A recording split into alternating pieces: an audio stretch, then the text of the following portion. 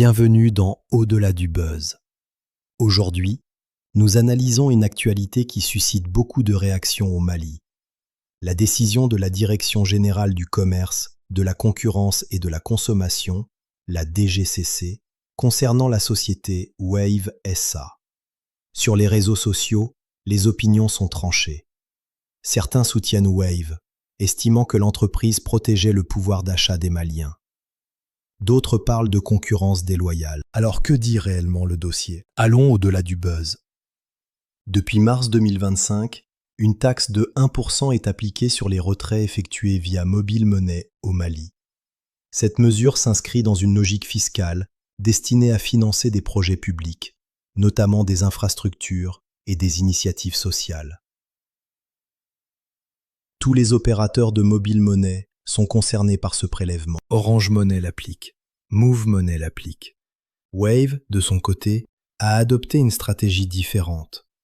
Plutôt que de répercuter cette taxe sur ses clients, Wave a choisi de la prendre à sa charge. Concrètement, cela signifiait que les utilisateurs payaient moins de frais de retrait chez Wave que chez ses concurrents. Et c'est là que commence la polémique. Le 2 février 2026, la DGCC a rendu publique la décision numéro 2026-0001. Cette décision fait suite à une enquête menée entre avril 2025 et janvier 2026.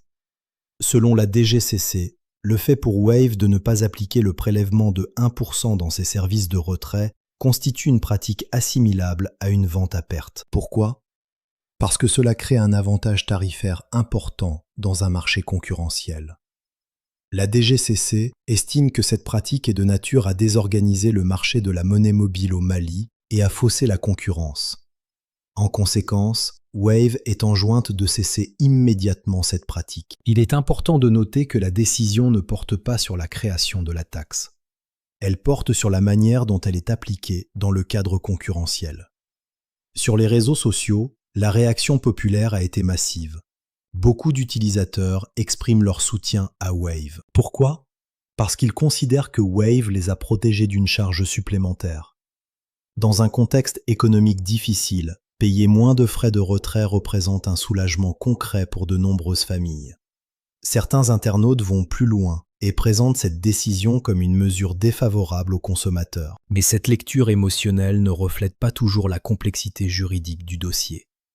Pour comprendre cette affaire, il faut distinguer trois choses. Premièrement, la taxe. La taxe de 1% est une mesure fiscale adoptée par l'État. Elle s'applique à tous les opérateurs. Deuxièmement, la stratégie commerciale. Wave a décidé d'absorber ce coût pour proposer des frais plus compétitifs. Troisièmement, le droit de la concurrence.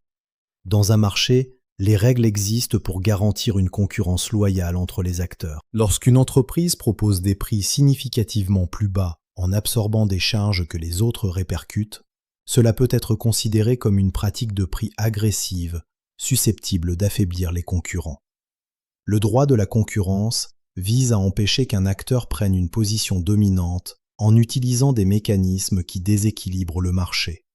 La question n'est donc pas seulement morale. Elle est structurelle. Il s'agit de savoir si le marché reste équitable pour tous les acteurs. Il serait cependant réducteur d'ignorer la dimension sociale.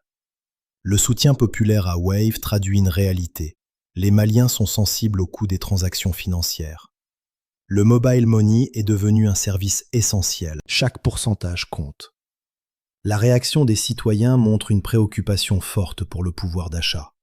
Mais une politique économique ne se construit pas uniquement sur l'émotion. Elle repose aussi sur des règles juridiques et des équilibres de marché. Cette affaire met en lumière une tension classique entre la protection du consommateur à court terme et la stabilité du marché à long terme, entre stratégie commerciale agressive et concurrence loyale, entre perception populaire et cadre juridique. Elle révèle aussi l'importance croissante de l'économie numérique au Mali. Le mobile money n'est plus un simple service, c'est une infrastructure financière. Et toute décision qui le concerne a un impact direct sur la vie quotidienne des citoyens. L'affaire Wave ne se résume pas à un affrontement entre une entreprise et l'État. Elle pose une question plus large. Comment concilier innovation, compétitivité, justice sociale et respect des règles de concurrence. Au-delà du buzz, ce dossier nous rappelle que l'économie moderne est complexe et que pour comprendre une décision publique, il faut analyser les faits dans leur globalité. Merci d'avoir suivi cet épisode de Au-delà du buzz. À très bientôt pour une nouvelle analyse.